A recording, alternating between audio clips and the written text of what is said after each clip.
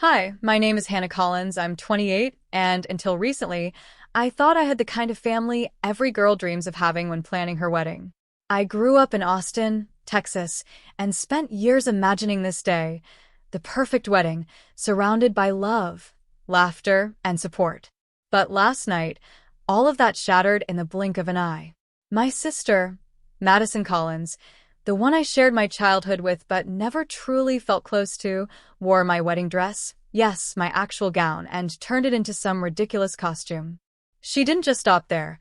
She posted pictures of herself online, tagging friends, cousins, even our entire extended family. I woke up this morning to hundreds of notifications and comments laughing at what she called her wedding-inspired cosplay. I can still remember the moment I saw the photos. My stomach sank, my heart raced, and a sickening mix of anger and humiliation washed over me. All the months of planning, every sleepless night choosing flowers, picking dresses, writing vows, seemed meaningless now. It wasn't just a prank, it felt like betrayal, the kind that cut straight to the bone. And the worst part? My parents, Linda and Robert Collins, didn't even comment on it. They just scrolled past the post like it was no big deal. No defense, no apology, no acknowledgement that their daughter's special moment had been publicly mocked. I sank into the couch, staring at my phone, wondering how someone so close could be so cruel. I could feel a tightness in my chest, a moment where I realized something had to change. This wasn't just about a dress anymore, it was about respect, boundaries, and finally, standing up for myself. At that moment, I knew this was my breaking point. Something had to give. Growing up, I always felt like I was living in the shadow of my sister, Madison. She had this effortless charm that everyone seemed to adore. Teachers, family friends, even our neighbors. Meanwhile, Hannah, was the responsible one, the quiet achiever, always doing the chores, getting good grades, and trying desperately to earn approval from my parents. Mom, Linda Collins, had a sharp tongue that often targeted me. I can remember countless nights where she'd criticize my schoolwork or my choice of clothes, always comparing me to Madison. "Why can't you be more like your sister?" she'd say, and it stung more than I could ever admit. Dad, Robert Collins, was distant, rarely intervening, always preoccupied with work or sports. He had this way of shrugging off conflicts with a vague, "girls will be girls," leaving me to fend for myself emotionally. Madison, on the other hand, seemed untouchable.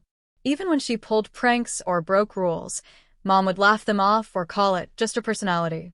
I learned early on that being polite, hardworking, or thoughtful wouldn't earn praise.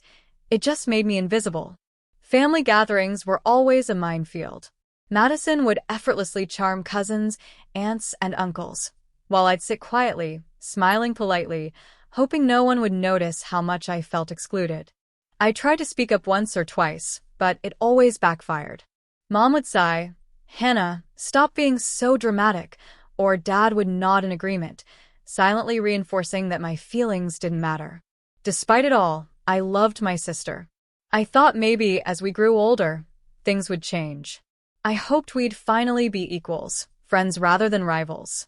But deep down, there was always a tension, a subtle but persistent feeling that I would never truly be seen or valued in my family. That tension has followed me into adulthood, and now, it's come crashing into my wedding day. In the months leading up to my wedding, I poured my heart into every detail. From choosing the venue in Dallas to picking the floral arrangements, the cake, and the tiny touches that would make the day uniquely mine, I was obsessed with perfection. I wanted everything to reflect not just my taste, but the love I had for my fiancé, Ethan Parker, and the life we were building together. I spent countless nights drafting seating charts, checking Pinterest boards for decor ideas, and coordinating with vendors, often skipping sleep or staying late at work to save money for the wedding.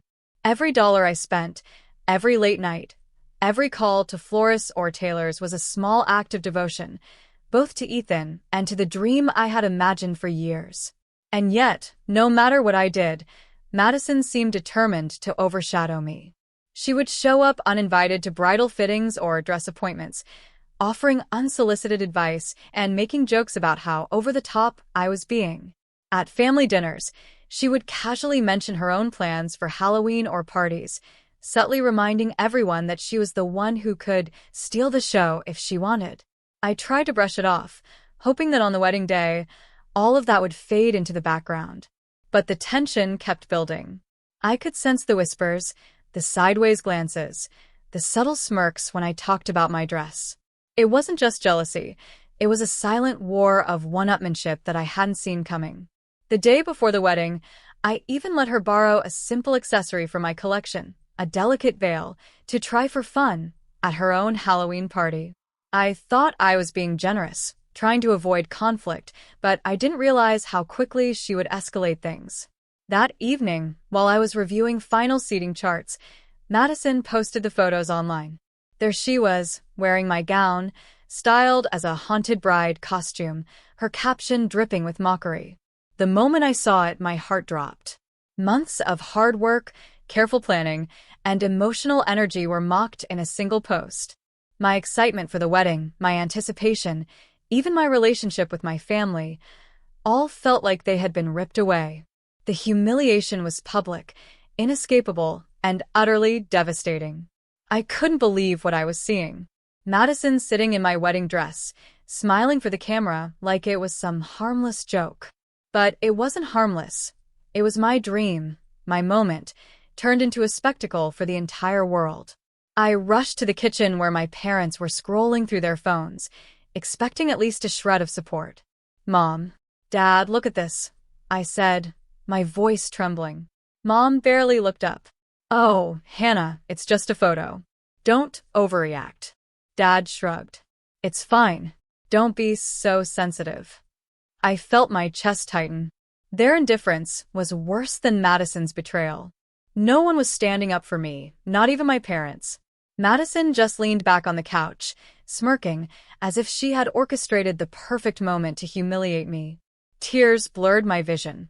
I tried to speak, to tell them how much this hurt me, but the words caught in my throat.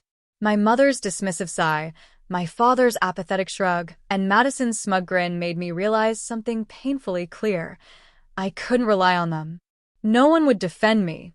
I grabbed my purse and stormed out of the house, the front door slamming behind me. The sound echoed through the empty hallway, a punctuation mark on my breaking point. I walked aimlessly down the street, the cool evening air doing nothing to calm the storm inside me. For the first time in my life, I understood what it meant to feel utterly alone in a world that was supposed to love and protect you. That night, I made a decision. I couldn't keep living under their shadow, constantly waiting for validation that would never come. Something had to change. I couldn't undo what happened, but I could take control of what happened next. After that night, I knew I needed a fresh start. I couldn't stay in a house where my pain was invisible and my sister's cruelty celebrated. I spent the next few weeks quietly planning my departure, selling belongings I no longer needed, closing old accounts, and slowly untangling myself from the life that had become toxic. I packed my essentials, said a few quiet goodbyes to coworkers who had become my only support system, and left Austin behind. My new home was a small apartment in Nashville, a city I'd always admired but never lived in. The unfamiliar streets and bustling energy felt strangely liberating.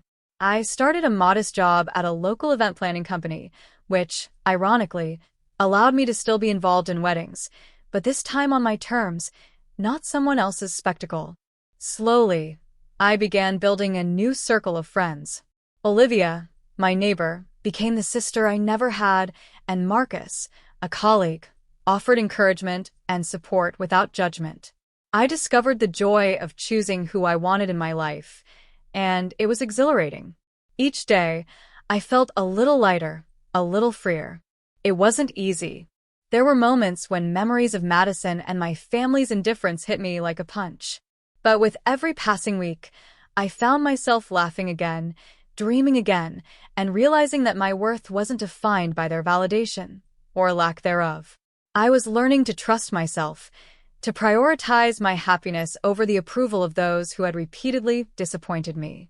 For the first time in years, I felt proud of my resilience. I was no longer the invisible girl in my own family story.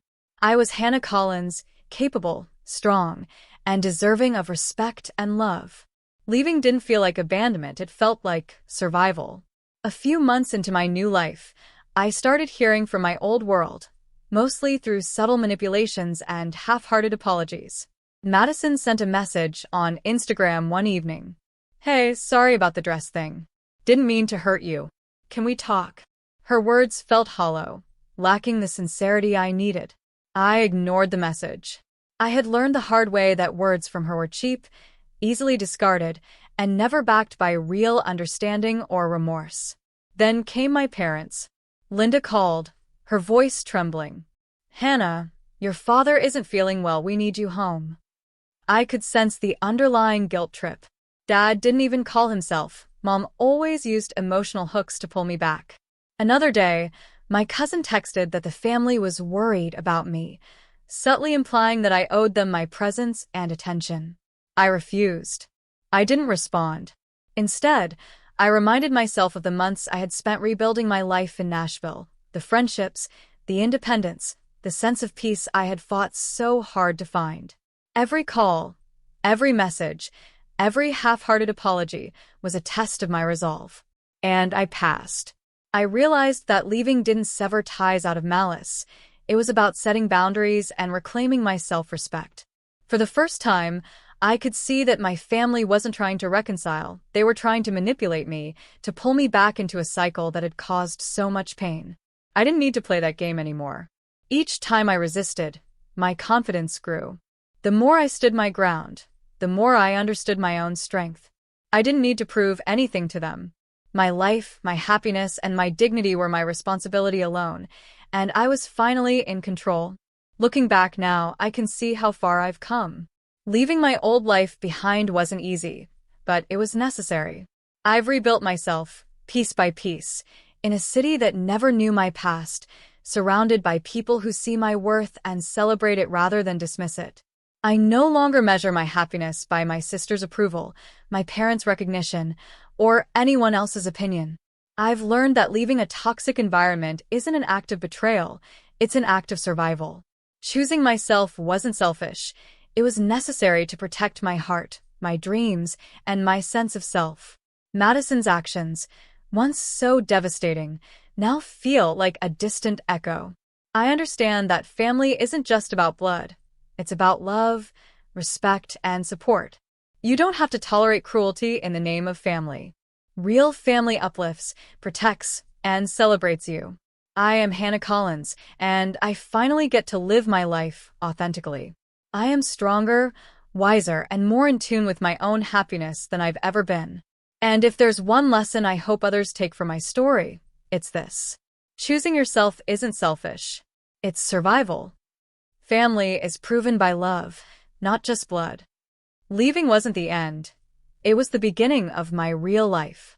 And for the first time, I feel truly free.